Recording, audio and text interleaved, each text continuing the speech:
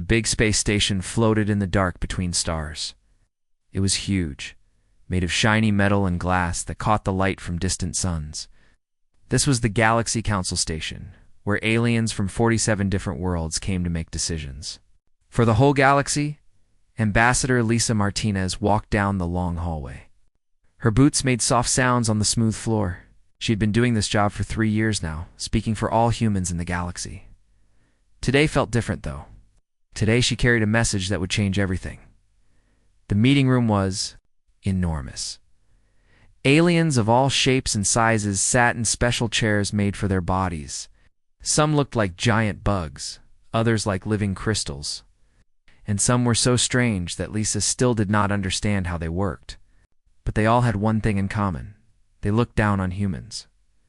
Chairman Zextal was the leader of the council. He looked like a huge insect with 6 legs and big compound eyes.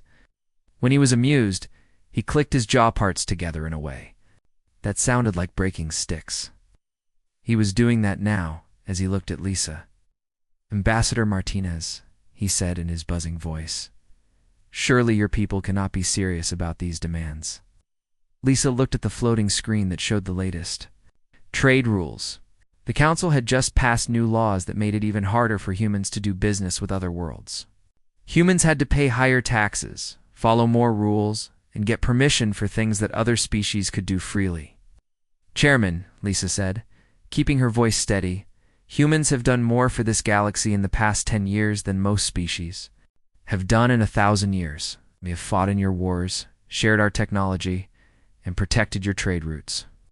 But you still treat us like children who cannot make their own choices." A crystal being named Counselor Vexani flashed with angry colors. Her whole body was made of living crystal that changed colors based on her emotions. "Your species is young," she said, in a voice like breaking glass. "The Veltar have been part of this council for 8,000 years. Humans have barely been traveling between stars for 200 years. Captain Jake Morrison stepped forward. He was a big man with scars on his hands from fighting in 3 different wars. His uniform showed that he was with the United Earth Defense Force, and many of the aliens shifted uncomfortably when they saw him. Humans had a reputation for being dangerous in fights. "With respect, Counselor," Jake said, "in those 200 years, we have stopped 3 major invasions that would have destroyed Council worlds. The Nexus War, the Void Swarm, and the Synthetic Rebellion. Each time, more humans died than any other species." The room went quiet. Everyone knew he was right. When bad things happened in the galaxy, humans were always the first to fight and the last to run away. It was something that made other species both grateful and nervous. Lisa touched a small device on her belt. It was connected to Earth through special radio waves that could travel faster than light. "Command, this is Ambassador Martinez. Start. Protocol 7. Back on Earth, Admiral Patricia Hayes was sitting in her office. Through the big windows, she could see the Luna Station shipyards where humans built their spaceships. She had been waiting for this call for months. The politicians had been getting angrier and angrier at how the council treated humans. "All ships, all stations," she said into her communicator. The message went out to every human ship and base in the galaxy. As of right now, all diplomatic relations with the Galaxy Council are ended. All human people are to leave Council space immediately.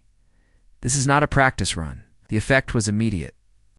Human ships that had been working with Council forces for decades suddenly turned off their identification signals.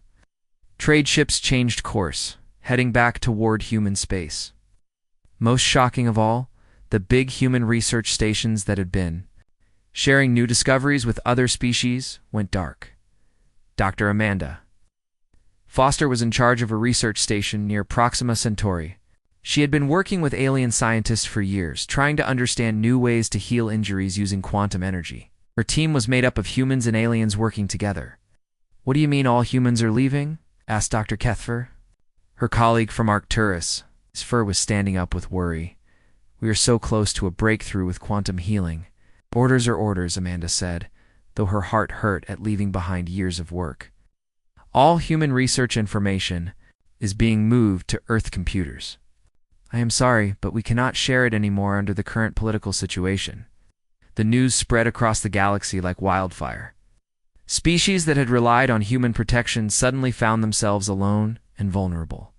The gentle shepherds of Tau Ceti were a peaceful farming people who had never learned to fight. Within hours of the human withdrawal, pirate fleets began moving toward their borders. The human patrol ships that had kept them safe for years were gone. In the council chambers, aliens began arguing loudly. Chairman Zexthal tried to keep order, but his authority seemed weaker without the quiet support of human military power. "This is clearly a negotiation trick," he declared, though his clicking jaw parts showed he was nervous. "Humans are emotional creatures.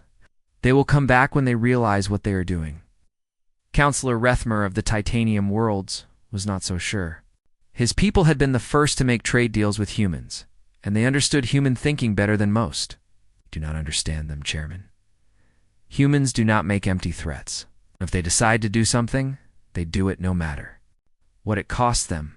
Back on Earth, the withdrawal was happening with military precision. General Kevin Brooks was coordinating the massive operation from the Pentagon. His screen showed thousands of human ships heading back to the solar system, like a river flowing backward.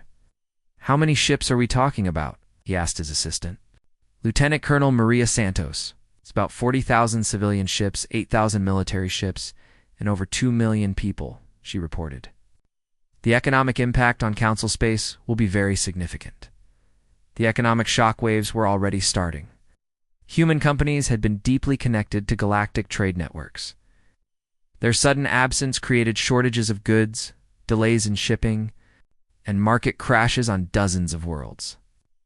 Even the Ferengi Trade Alliance, known for their ruthless business practices, found themselves scrambling to fill contracts that human companies had abandoned. Commander Steve Richards was captain of the heavy cruiser U.S. Defiant. He was leading a group of evacuation ships from the contested border region near Vega. His ship's sensors showed alien vessels following them, but none dared to attack. The reputation of human military ability was too well known. "Sir, we are getting distress calls from the Altair colony," reported his communications officer, Lieutenant Jenny Walsh. "They are asking for immediate help with a pirate attack." Steve's face became hard. Altair was a council world, and normally his ship would have helped immediately. "Send them our regrets, Lieutenant. And tell them that as of today, human forces are not authorized to operate in council space." The withdrawal showed just how dependent the galaxy had become on human abilities. Human ships had provided the backbone of interstellar shipping. Human soldiers had kept peace on a dozen worlds. Human scientists had led research projects that other species had taken for granted. Dr. Robert Kim had been in charge of the joint terraforming project on Kepler 186f. He sealed the last of the human research facilities and looked at the half-finished atmospheric processors. The machines that would have created breathable air for millions of people would remain incomplete. 60 years of work, he said to himself as he got on the evacuation shuttle, as the last human ships disappeared into hyperspace. The aliens in the council chambers began to realize what they had lost. The galaxy suddenly seemed much larger, much more dangerous, and much less predictable than it had been just hours before. The Galaxy Council chambers looked like a storm had hit them. Aliens were shouting at each other in dozens of different languages. Some were flashing angry colors, others were making strange sounds that hurt to hear. The news of the human withdrawal had spread through the station like a plague. Chairman Zexthal stood on his platform, clicking his jaw parts loudly to try to get attention, but his voice was lost in the chaos. For the first time in thousands of years, the council was losing. "Control, order, order," he buzzed, but nobody was listening. The gentle shepherds were crying in their musical voices about the pirate fleets already moving toward their worlds. The Arcturian trade representatives were calculating how much money they would lose without human shipping contracts.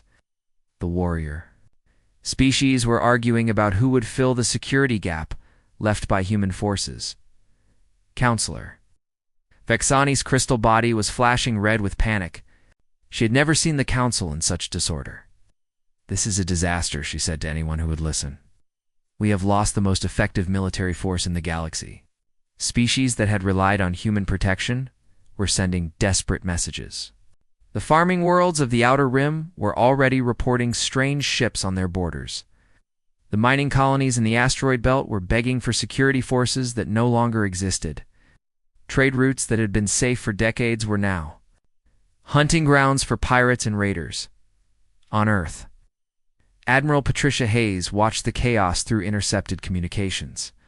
Her office in the Luna Command Center gave her a perfect view of the massive fleet assembling in Earth orbit. Thousands of human ships had returned home, and more were arriving every hour. "Status report," she said to her aide, Colonel Danny Wright. "Oh." "Military vessels have successfully withdrawn from Council space. Civilian evacuation is 92% complete. The remaining ships should be home within 48 hours, Danny reported. Council forces are trying to fill the gaps we left behind, but they are struggling." Patricia nodded. She had expected this. The Council had become dependent on human capabilities without even realizing it. "What about the economic impact?" "Massive," Danny replied. 23 worlds are reporting critical shortages of manufactured goods. The Centauri trade route has effectively shut down. Stock markets across Council space are crashing. The withdrawal was revealing just how much the galaxy had come to depend on human industry. Human factories had produced everything from basic tools to advanced starship components. Human shipping companies had moved goods between star systems. Human banks had provided credit for major construction projects. All of that was gone now. Captain Ellen Torres was commanding the evacuation of the Mars research station in the Vega system.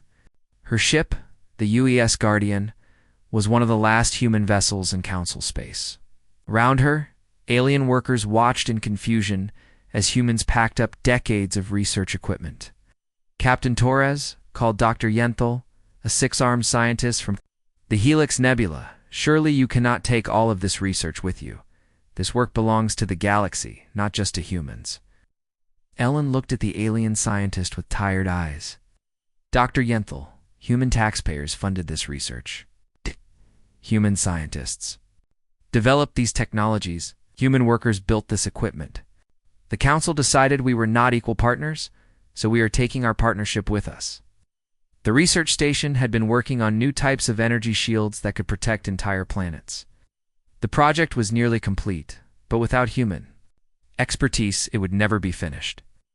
Ellen sealed the last container of research data and prepared to leave. The effects of the withdrawal were spreading faster than anyone had expected. The hegemony of Rigel, a military power that had been held in check by human peacekeepers, began moving fleets toward their neighbors. The syndicate crime families saw opportunities in the chaos and started taking over trade routes. Rick Johnson was leading the last human patrol in the Outer Rim. His small fleet of destroyers had been keeping peace in this region for 5 years. Now he was ordered to abandon the innocent people who had depended on his protection. "Sir," his communications officer reported, "we are receiving dozens of distress calls. The Altair Consortium is under attack by unknown raiders. The Peaceful Valley Colony is requesting immediate assistance." Rick's hands clenched into fists. These were good people, farmers and miners who had never hurt anyone. But his orders were clear: send standard replies. Inform them that human forces are no longer authorized to operate in this sector. Recommend they contact Council Security. "Yes, sir. Council Security is 3 days away at best. These people will be dead by then." "I know," Rick said quietly. "But the Council made their choice. They wanted to treat us as junior partners while expecting us to do the dangerous work. Now they can handle their own security." The human withdrawal was not just military and economic, it was also technological. Human research stations across the galaxy were shutting down and taking their discoveries with them. Projects that had promised to revolutionize medicine, energy production, and space travel were suddenly cut off. Dr. Gary Phillips had been working on a cure for the crystalline plague that affected several species. His laboratory on Titan Station had been close to a breakthrough that could save millions of lives. Though he was packing up his research and heading back to Earth. "Dr. Phillips," pleaded his assistant, Dr. Melvar from the Crystal Worlds. "You cannot take this research. My people are dying from this plague. Please, leave us the data."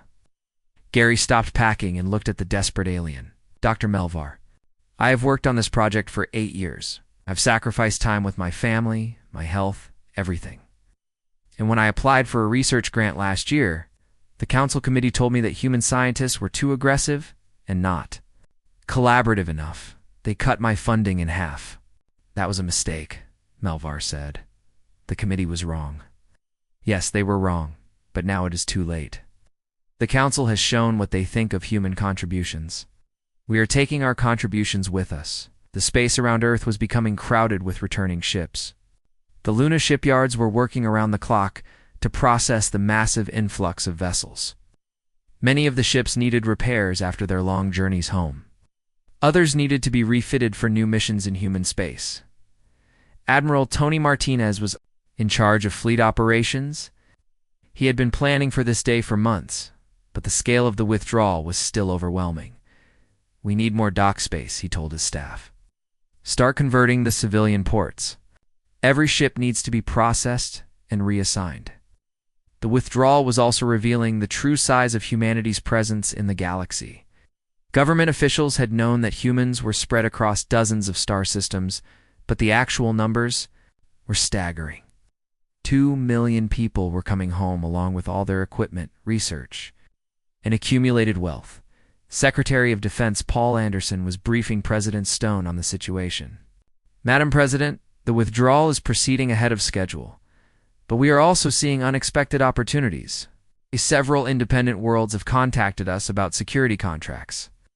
They want to hire human forces to protect them now. That council authority is collapsing. Are we interested? The president asked. Very much so. These contracts would give us significant influence in strategic sectors. And the payment terms are excellent. The irony was not lost on anyone. The council had treated humans as junior partners while expecting them to provide security for the galaxy. Now that humans were gone, independent worlds were willing to pay premium prices for the same services. Captain Lisa Martinez, now commanding the heavy cruiser UES Independence, was patrolling the edge of human space. Her sensors detected council ships trying to follow human vessels, but they kept their distance. The reputation of human military technology was enough to deter most confrontations. Captain, her tactical officer, reported, "We are detecting increased military activity in the former patrol zones. Multiple conflicts are breaking out without human peacekeepers to maintain order."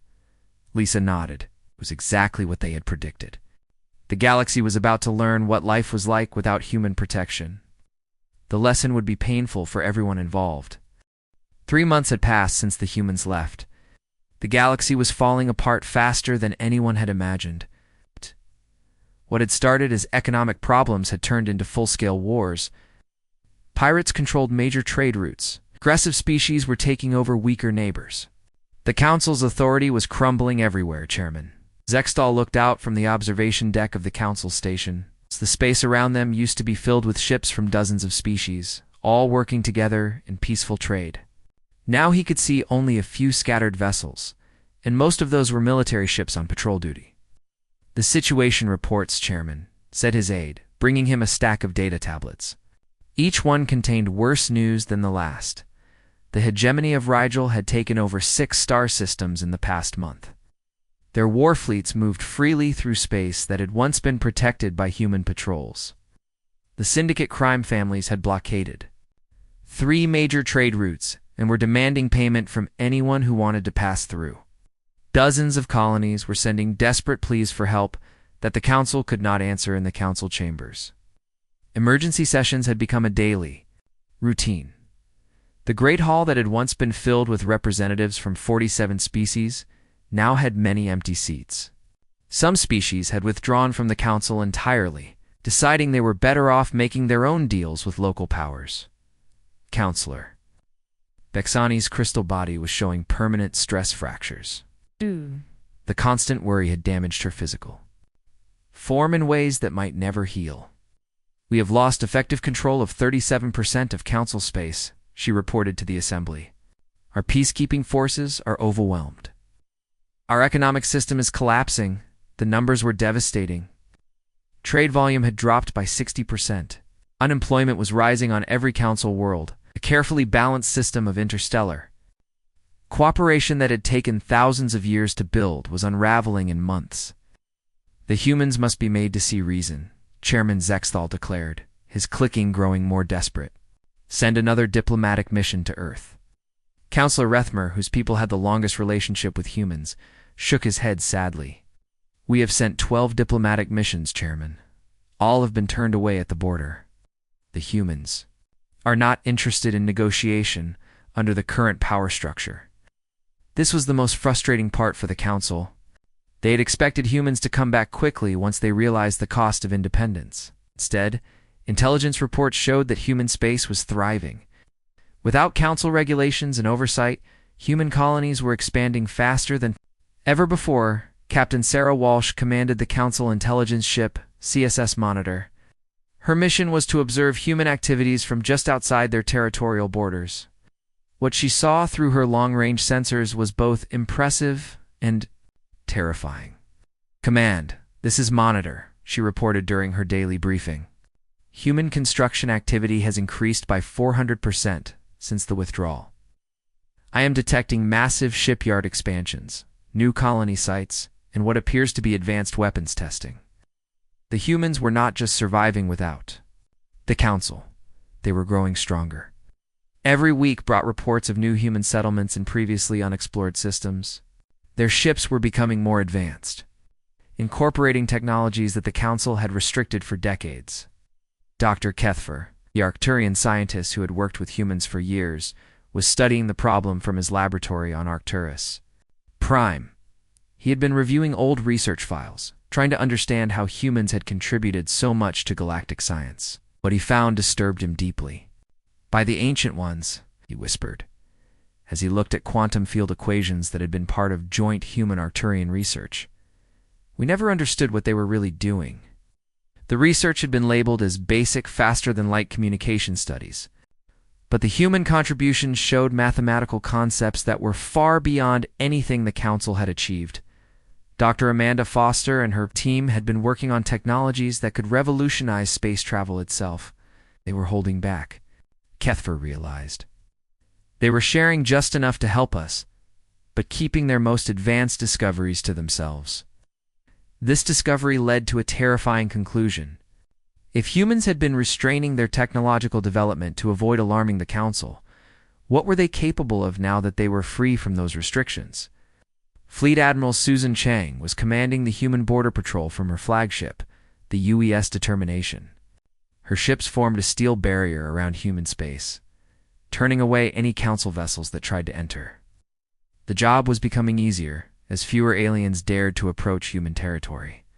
Admiral, her intelligence officer, reported, "We are detecting increased Council reconnaissance activity along our borders. They're trying to gather information about our new construction projects." Susan nodded. She had expected this. The Council was desperate to understand what humans were doing in their isolation. Standard response: make it clear that any vessel crossing our borders without permission will be considered hostile. The threat was not empty. Human military technology, freed from Council restrictions, was advancing rapidly. The new ships coming out of human shipyards were faster, more powerful, and more advanced than anything in Council space. The Quantum Drive project, which had been shelved for years due to Council concerns, was nearing completion.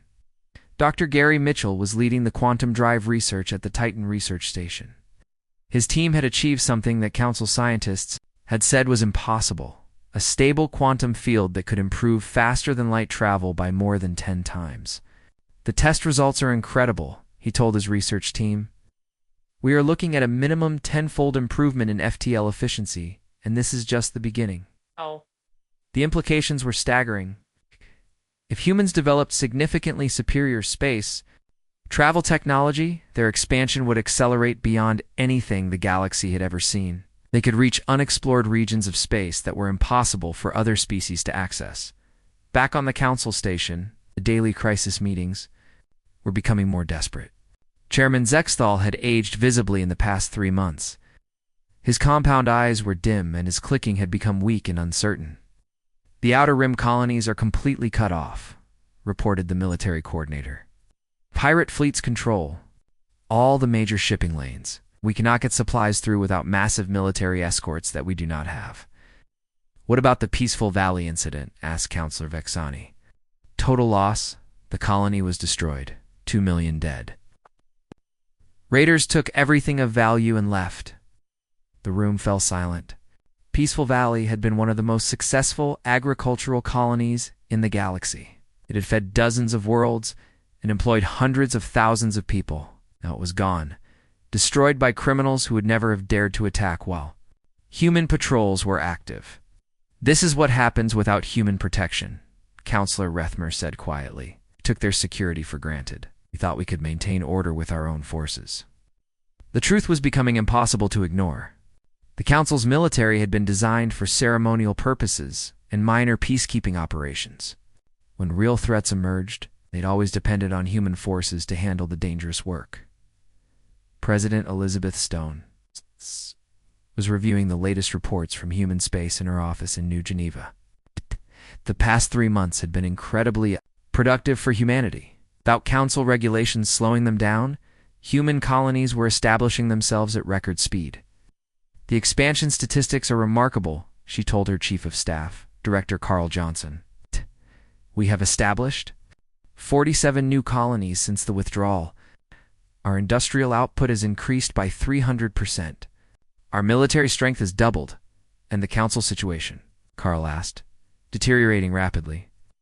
Our intelligence suggests they will collapse completely within the next 6 months, unless something changes dramatically. The question was whether humanity should care about the Council's fate. The past 3 months had proven that humans were entirely capable of thriving without alien oversight. Their technology was advancing faster than ever. Their economy was booming. Their territory was expanding rapidly. Captain Jake Morrison, now promoted to Admiral, was preparing for a classified mission at the edge of human space. His fleet was testing new weapon systems that incorporated quantum field technology. The results were beyond anything the Council could imagine. Sir, his weapons officer reported, the quantum torpedoes are performing 40% better than predicted.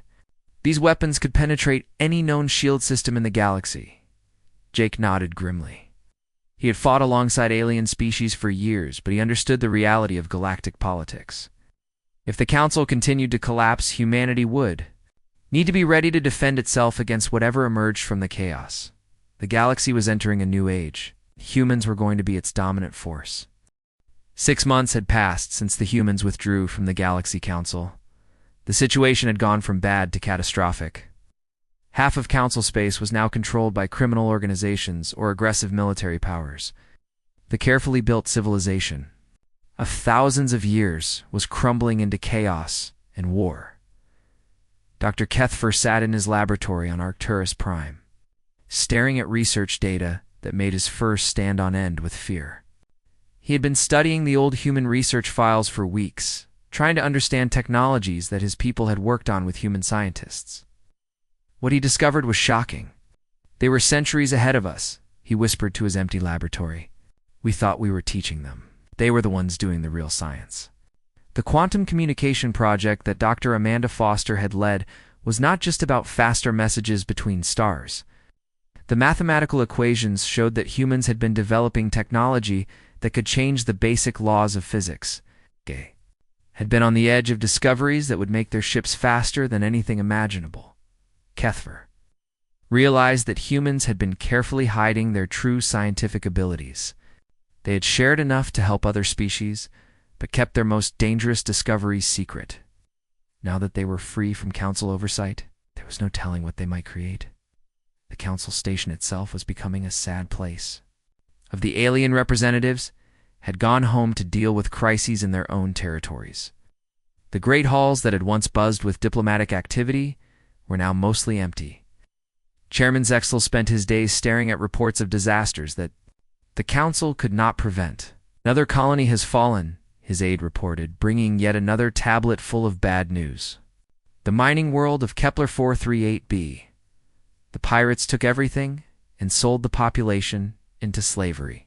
Estimated 400,000. Clicking had become so weak that his aide had to lean close to hear him. how many Month 17 colonies destroyed or abandoned, Chairman. The death toll is approaching 50 million beings. Ow. The numbers were beyond imagination. Entire civilizations were being wiped out, while the Council sat helpless in their station. Military forces they had left were not strong enough to fight serious threats. They had always depended on human strength for the real fighting. Councillor Vexani had called another emergency session. It's only half the species bothered to send representatives. Her crystal body was so damaged by stress that pieces kept falling. Off during meetings. We must face reality, she said to the small group gathered in the chamber. The Council, as we know it, is finished. We have lost the authority to govern galactic civilization. The humans will return, insisted Councillor Thexton, though his voice lacked conviction.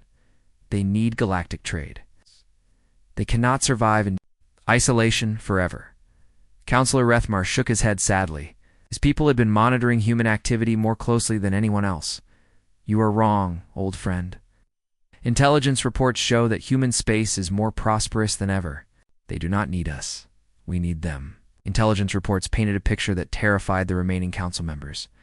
Human colonies were expanding at an incredible rate. Their technology was advancing so quickly that council scientists could not understand how it was possible. Most frightening of all, our military was becoming more powerful every day.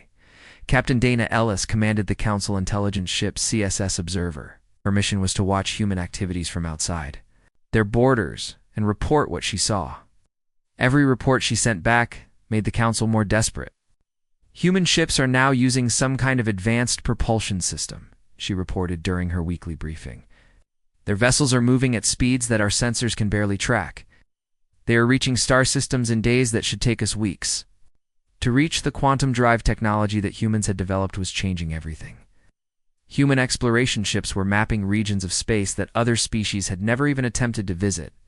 Human colony ships were establishing settlements in star systems, so distant that normal faster-than-light travel could not reach them efficiently. Dr. Gary? Mitchell was leading the quantum drive research team at the Titan Research Station. His breakthrough had exceeded all expectations. The new drive systems were not just faster than conventional technology, they were opening up entirely new possibilities for space travel. We can now reach the galactic core in 3 months, he reported to Earth Command. Systems that were impossible to colonize are now easily accessible. We are looking at expansion opportunities that dwarf anything we imagined. Oh. The implications were staggering. If humans could travel to parts of the galaxy that other species could not reach, they would have access to resources and territory beyond calculation. The balance of power was shifting so dramatically that the old galactic order would never recover.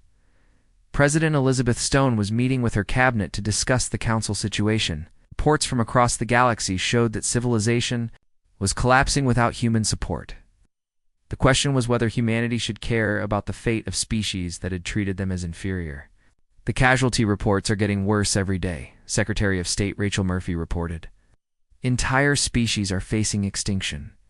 The gentle shepherds have lost half their population to slave raids. The crystal worlds are being systematically strip-mined by criminal organizations. What are our options? President Stone asked. We could offer selective assistance to species that were friendly to us, suggested Defense Secretary Paul Anderson. But any intervention would require council recognition of human equality. Secretary Murphy nodded. We have received over 200 formal requests for protection contracts. Independent worlds are willing to pay premium prices for human security. Services, they have seen what happens without our protection. The irony was obvious to everyone in the room. The council had spent decades treating humans as junior partners while expecting them to provide security for the galaxy. Now independent worlds were begging to hire human forces at whatever price humanity demanded. Admiral Patricia Hayes was coordinating the massive expansion of human military forces. The returning ships from Council space had been refitted with new technologies and assigned to exploration and colonization missions. The human fleet was growing larger and more powerful. Every month, our shipyards are operating at maximum capacity, she reported to the president. We are launching new vessels faster than we can train crews for them. At current production rates, we will have the largest fleet in galactic history within 2 years. The numbers were impressive even by human standards. The Luna shipyards alone were producing more warships than the entire Council military. The asteroid belt mining operations were providing raw materials at rates that seemed impossible. Human industry, freed from Council regulations, was achieving levels of productivity that amazed even human economists. Captain Lisa Martinez was now commanding a squadron of the new quantum drive cruisers. Her ships could travel across human space in hours rather than days. She was leading exploration missions to regions of the galaxy that had never been visited by any known species. "We have discovered 43 new star systems this month," she reported to Fleet Command. 17 have planets suitable for colonization. 3 have unique resources that could revolutionize our technology even further. The expansion was happening so fast that human cartographers could not keep up with mapping new territories. Every week brought discoveries of new worlds, new resources, and new opportunities. Human space was growing larger and more wealthy, while Council space shrank and grew poorer.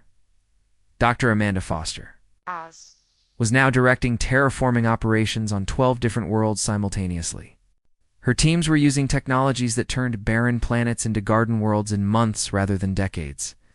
The Council had restricted this technology for centuries, claiming it was too dangerous to use freely. "The new Kepler project is complete," she reported to the Terraforming Commission. "Population transfer will begin next month. Estimated final capacity, 50 million residents." The planet that had once hosted the Council station was now being transformed into a human paradise. The symbolism was not lost on anyone. Where aliens had once debated whether humans deserved equal treatment, human families would soon be raising children in homes built by human technology on a world claimed by human expansion. Back on the Council station, Chairman Zexthal received a message that would change everything. Long-range sensors had detected massive alien ships approaching. From outside the galaxy, the Void Swarm was returning, and this time they were bringing reinforcements. The alarm systems on the Council station screamed with a sound that had not been heard for 20 years. Chairman Zexthal stumbled into the emergency command center, his old legs shaking with fear. On the main display screen, hundreds of red dots were moving toward the galaxy from the dark space beyond the stars. "How many ships?" he asked the military coordinator, though he was afraid to hear the answer. "Our sensors show approximately 15,000 vessels," came the reply. "They are moving in formation and heading directly for Council space. Estimated arrival, 72 hours. The Void Swarm had returned.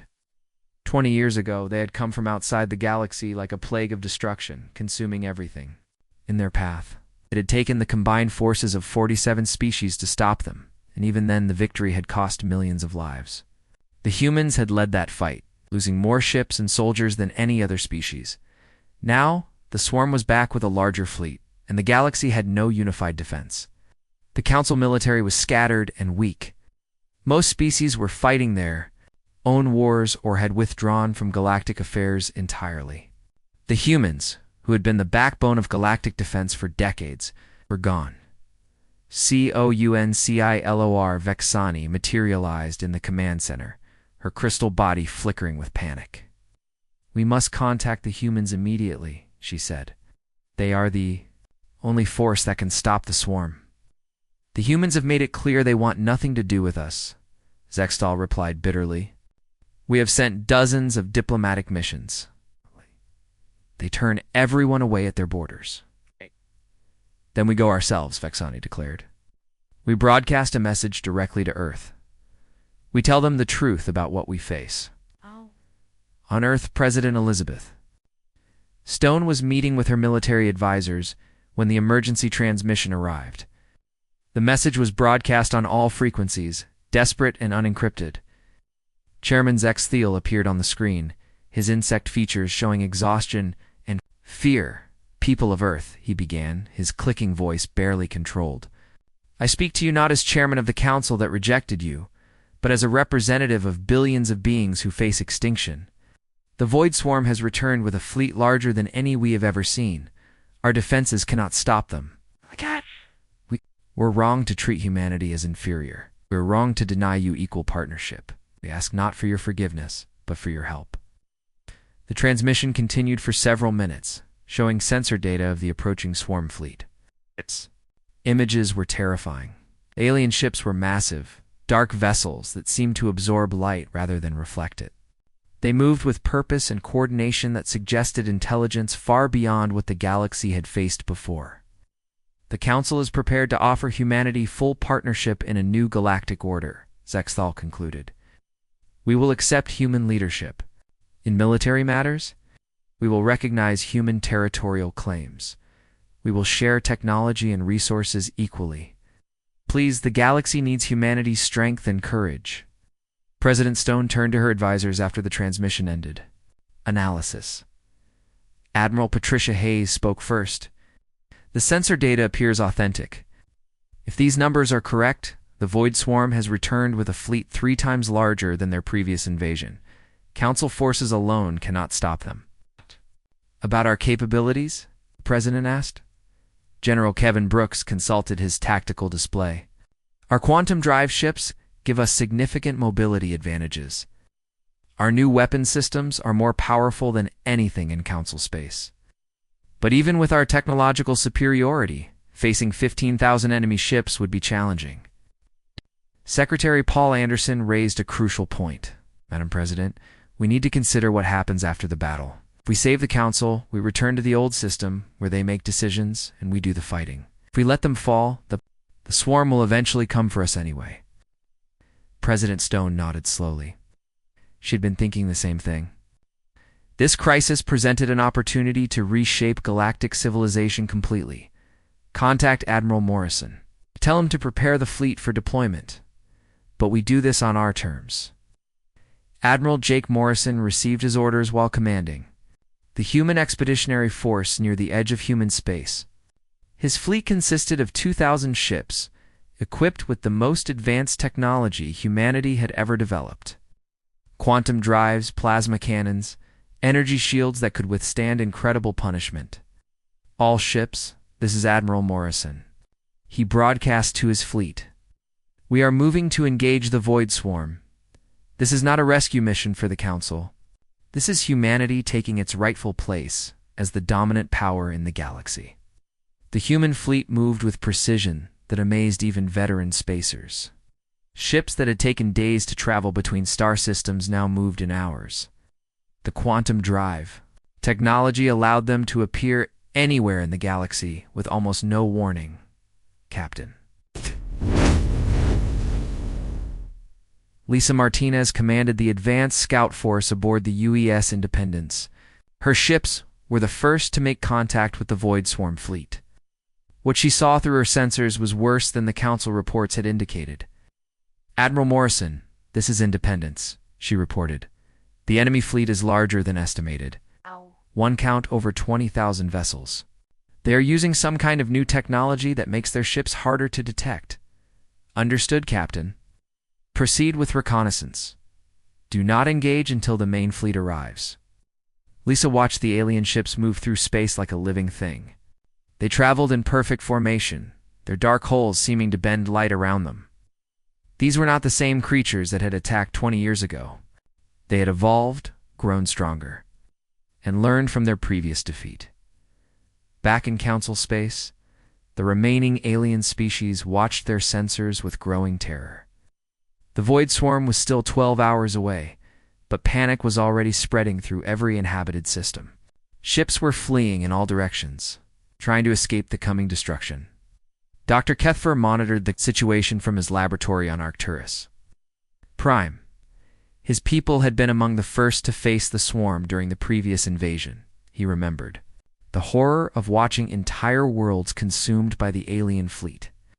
If the humans do not come, he said to his assistant, this is the end of our civilization. The human fleet appeared at the edge of Council space like a miracle. One moment the sensors showed empty space. The next moment 2,000 human warships materialized in perfect battle formation. The quantum drive technology allowed them to travel distances that should have taken weeks in mere hours. Admiral Morrison opened a communication channel to the entire galaxy. His image appeared on screens across hundreds of worlds, showing a man who radiated confidence and authority. "Attention all species of the galaxy," he announced. "This is Admiral Morrison of the United Earth Defense Force. Humanity will defend this galaxy against the Void Swarm, but when this battle is over, there will be a new order. The age of human subservience to alien authority is finished. If you want our protection, you will accept our leadership." The battle began 18 hours later, when the Void Swarm encountered the human fleet near the former border between Council and human space. The first exchange of fire lit up the darkness between stars with energy weapons and explosions. Human ships moved with speed, precision that the Void Swarm had never encountered. The quantum drives allowed them to appear behind enemy formations, strike hard and disappear before return fire could reach them. The new plasma weapons cut through swarm hulls like knives through paper. Captain Dana Wilson commanded a squadron of quantum fighters that danced around the massive swarm vessels. Her pilots used hit-and-run tactics that frustrated the enemy commanders. "Target their command ships," she ordered. "Cut off their coordination." The battle raged for 3 days across multiple star systems. The Void Swarm fought with desperate fury, but human technology was simply superior. When the last enemy ship was destroyed, the galaxy had a new master.